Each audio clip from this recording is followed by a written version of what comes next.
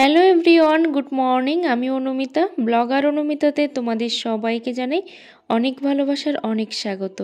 I hope তোমরা খুব ভালো আছো, সুস্থ আছো। সবাই ভালো থেকো, সুস্থ থেকো।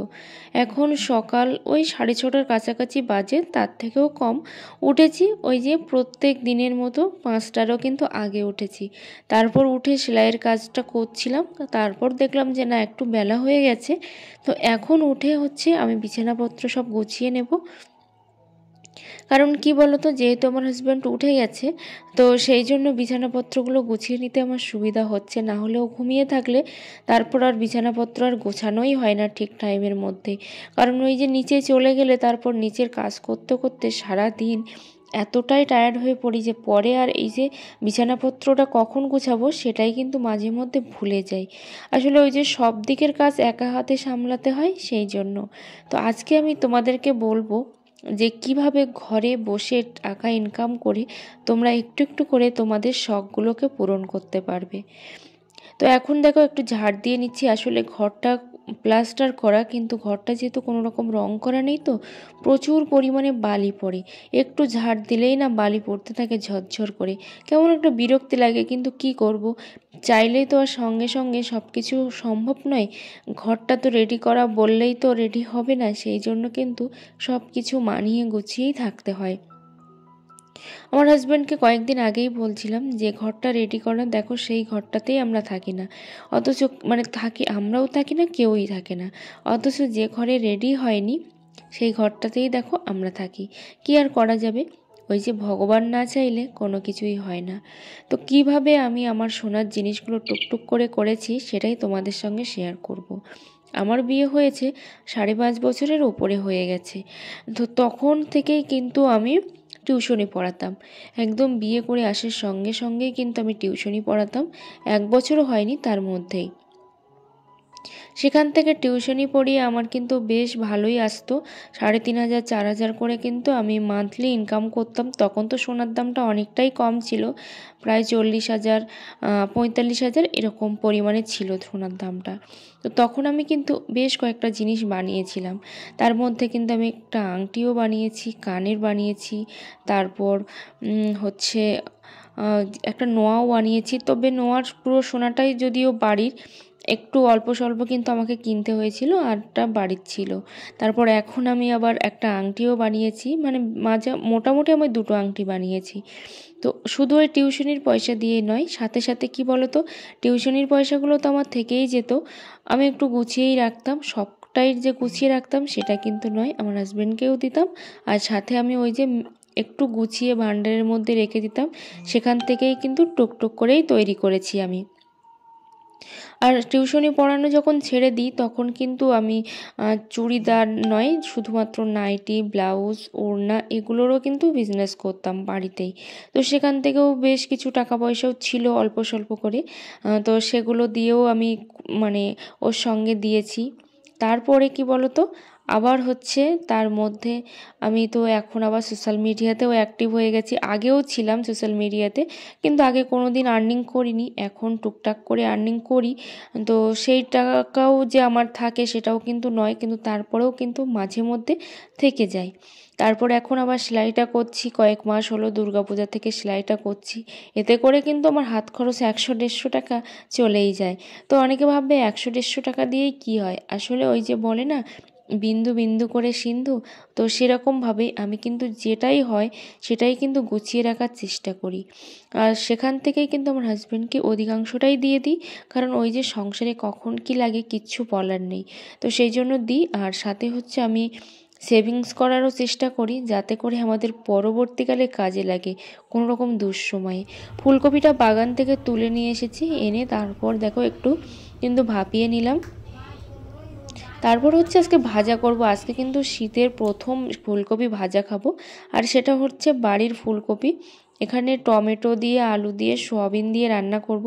আর খুব বেশি যে সময় লেগেছে রান্না করতে সেটা কিন্তু নয়, উনুনে কয়েকদিন হলো রান্না করাটা ঠিকঠাক করে করা হয়ে উঠছে না। আসলে কাজের চাপটা না প্রচুর পরিমাণে, তার উপরে শরীরটাও অনেকটাই খারাপ। কারণ এত পরিমাণে কাজ যে শরীরটার দিকেও কিন্তু ঠিকঠাক করে লক্ষ্য দিতেই পারছি না। তো ওদিকে রান্নাবান্না সেরে তারপরে আবারও চলে এসেছি ছাদে। এসে জামা কাপড়গুলো মেলবো তার আগে হচ্ছে ছাদটা একটু ঝাড় দিয়ে নিচ্ছি। ওই যে ছাদে না এত ধুলো হয় কেন বলো তো, ছাদটাও দেখো নেট করা নেই, সাথে ঘরের একটা ধুলো কিন্তু চলেই আসে, সেই ধুলোটার কারণে কিন্তু আরও বেশি ধুলো আমার জমে যায়। তোমরা আমাকে অনেকেই কমেন্ট করেছো অনেক সুন্দর সুন্দর, তো তোমাদেরকে অনেক অনেক ধন্যবাদ আর অনেক অনেক ভালোবাসা রইল যে সব সময় আমার পাশে থাকার জন্য আর আমাকে ভালোবাসার জন্য। আসলে কি বলতো, ঘরে বসেও না ইনকাম করা যায়, আর তার জন্য কিন্তু যথেষ্ট মানসিকতা দরকার। কারণ কেউ যদি মনে করে যে না ঘরে বসে কিছুই হয় না, সেটা কিন্তু একেবারেই ভুল কথা।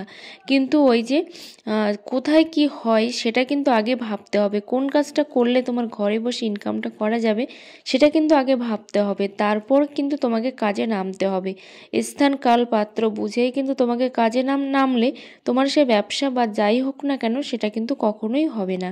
সেই জন্য তোমাকে আগে বুঝতে হবে তোমার স্থান কাল পাত্র সবটাই কিন্তু বুঝতে হবে। তো ওদিকে দেখো ছাদটা কিন্তু ঝাড় দিয়ে জিনিসপত্রগুলো সব মেলে দিচ্ছি। আসলে না যতই রোদ্দুরটা একটু কড়া হোক না কেন, জিনিসপত্র কিন্তু ঠিকঠাক করে শুকোয় না। তো জিনিসপত্রগুলো মেলতে মেলতে কয়েকটা কমেন্টে রিপ্লাই করে দিই। রাজিয়া সুলতানা লিখেছে, খুব সুন্দর, থ্যাংক ইউ সো মাচ। মামুনি গায়েন, আমার বাড়ি পারঘুমটি, তোমাকে এত কমেন্ট করি তো তুমি রিপ্লাই দাও না। সত্যি আমি কমেন্ট দেখিনি, তো সেই জন্য কিন্তু আমার মনে হয় তুমি কমেন্ট করেছিলে অনেক মাস আগে। অনির্বাণ দা লিখেছে, 10 টাকা দাম নিচ্ছে, 1 দর্জন নিয়ে নাও, আমি এখন গোয়াতে আছি, ভালোবাসা রইল। অনেক অনেক ধন্যবাদ ও শুভকামনা রইল, ভালো থাকবেন, সবসময় সুস্থ থাকবেন। তো এখন দেখো ওদিক থেকে এসে খাওয়া দাওয়া করে এদিকে আমি আমার এই যে নাইটিটা কিন্তু হাতাটা ফিটিংস করব। ফিটিংস ঠিক নয়, একটু মেরে নেব, কারণ নাইটি আমি খুব একটা ফিটিংস করি না, যেটুকু পারি সেটুকুই করি। তো নাইটিটা আমার অনেক দিন আগের, আমার ননদ দিয়েছিল। তো এইটা হচ্ছে 3 মাসেরও বেশি হয়ে গেছে, আমি কিন্তু এখনও পর্যন্ত কোনো দিন পরিনি। ওই একটু সন্ধ্যা দেওয়ার সময় মাঝে মধ্যে পরি, আর কিন্তু পরাই হয় না। তো আজকে ভাবলাম যে না সেলাইটা করেই ফেলি। তো এখন সেলাইটা করে নিচ্ছি, তারপরে তো অনেক কিছুই আছে, সব কিছুই তোমাদের সঙ্গে শেয়ার করব। তো অনেক দিনের ইচ্ছা একটা পূরণ হলো। দেখো এখানে একটা শোকেস দেখতে পাচ্ছ, আলনা শোকেস। তো শোকেসটা কিনেছি প্রায় 1 মাস হলো। তো 1 মাস কিনেছি, কিন্তু বাড়ি এসেছে এই যে 4-5 দিন হলো। যেখানেই তুলে দিয়ে গেছিলো ঠিক সেখানেই আছে। তো এবার ভাবলাম যে না ঘরে ঢোকাতে হবে, সেই জন্য কিন্তু আমি মুছে নিচ্ছি। আর কি বলো তো, একটু একটু করে স্বপ্ন না পূরণ অবশ্যই করতে হবে, না করলে কিন্তু হবে না। আর যারা আমার রেগুলার ভিউয়ার্স তারা অবশ্যই জানো আমার ঘরে কিন্তু একদমই ফার্নিচার নেই বললেই চলে। তো একটু আগে ব্লগের শুরুতে তোমরা যে মিট কেসটা দেখেছো মুছতে, তো ওটাও নতুন নিয়েছি আর এইটাও নিলাম, ঠিক আছে। তো ওটার দাম হচ্ছে, এখনও বাকি আছে যদিও, কারণ ওই দোকানের দামটা কিন্তু নেয়নি তখন, সেই জন্য দামটা বাকি আছে। আর এইটা কিন্তু একেবারেই পেড করা হয়েছিল। তো এটা বড় বলে এটা হচ্ছে পরে এসেছে, আর ওইটা হচ্ছে আগেই এসেছে, তোমাদের সঙ্গে সেটা শেয়ার করিনি। তো এখন বিকালবেলা দেখো একটু বক ফুল তুলতে এসেছি, কারণ বক ফুলের চপ করব। আর বক ফুলের চপ খেতে কিন্তু আমার খুবই ভালো লাগে। সত্যি কথা, বিয়ের আগে কিন্তু কখনোই আমি বক ফুলের চপ বা বক ফুল সেভাবে দেখেছি বলেও আমার মনে হয় না, কিন্তু বিয়ের পরেই কিন্তু আমি এই বক ফুল জিনিসটা কি বুঝেছি, আর তার স্বাদটাও কিন্তু বুঝেছি। তোমরা কে কে খাও অবশ্যই কিন্তু কমেন্ট করে জানিও, আমার তো খুবই ভালো লাগে। তো হঠাৎ করে দেখো আমার হাজব্যান্ড আমার এই ব্লগটা দেখছিল, আর এটা হলো 2 থেকে 3 বছর আগের ব্লগ। আমি যখন ফার্স্টের দিকে ব্লগটা স্টার্ট করেছিলাম তখনকার ব্লগ। আর কালী পূজার দিন দেখো, কালী পূজার পরের দিন হচ্ছে মাকে বরণ করছিলাম, আর এটা হচ্ছে শ্যামা কালী পূজা।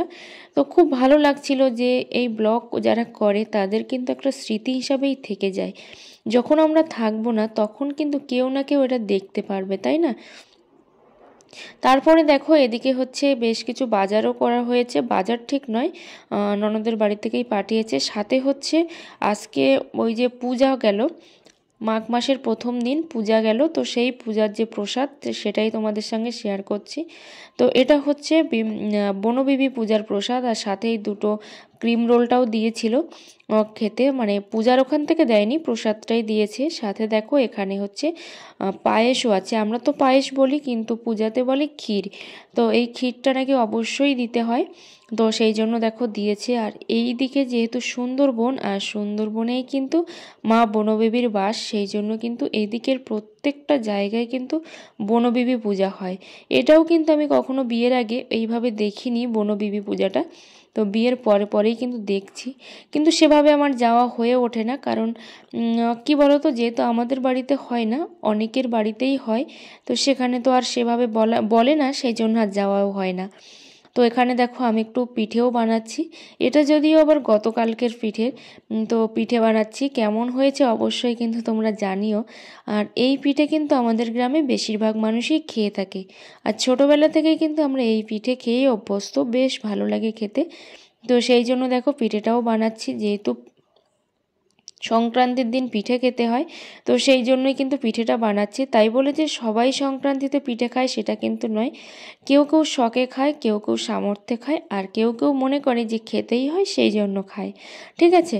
তো সবাই যে খায় সেটা কিন্তু একেবারেই নয়। তো দেখো পিঠেগুলো আমার কিন্তু হয়ে গেছে, আর খুব টেস্টি হয়েছিল পিঠেগুলো, খুবই ভালো হয়েছিল। সবাই ভালো থেকো, সুস্থ থেকো। আর দেখো পিঠেগুলো তো তোমাদেরকে দেখাচ্ছি, তোমরা এই পিঠে কে কে খাও অবশ্যই জানিও। আর আমার ব্লগে যদি কোথাও কোনো ভুল থেকে থাকে অবশ্যই আমাকে সেটা বলে দিও যে আমার এখানটাতে ভুল, তাহলে কিন্তু আমি শুধরে নেওয়ার চেষ্টা করব। গঙ্গাসাগর মেলায় গিয়েছিলাম, পৌষ মাসের লাস্টের দিন কিন্তু গঙ্গাসাগর মেলা হয় আমাদের এখানে। আর যে মেন গঙ্গাসাগর সেটা তো সেই গঙ্গাসাগরেই হয়, সেটা নয়, আমাদের কাছাকাছি একটা হয়। ওখান থেকে দেখো এই জিনিসগুলো নিয়ে এসেছি। এখানে আছে কয়েকটা কাপ, তো কাপটা হচ্ছে কাঁচের, আর সাথে হচ্ছে দুটো ট্রেও নিয়ে এসেছি। এই ট্রেগুলো না অনেক টাকা করে নিয়েছে, মানে এই ছোটো ট্রেটা নিয়েছে 60 টাকা, আর বড় ট্রেটা নিয়েছে 90 টাকা। অনেকটাই ভারী যদিও, কিন্তু দামটা মনে হলো তুলনামূলকভাবে অনেকটাই বেশি। ওই মেলাতে দামটা না একটু বেশি পরিমাণেই নিয়েছে। সবাই ভালো থেকো,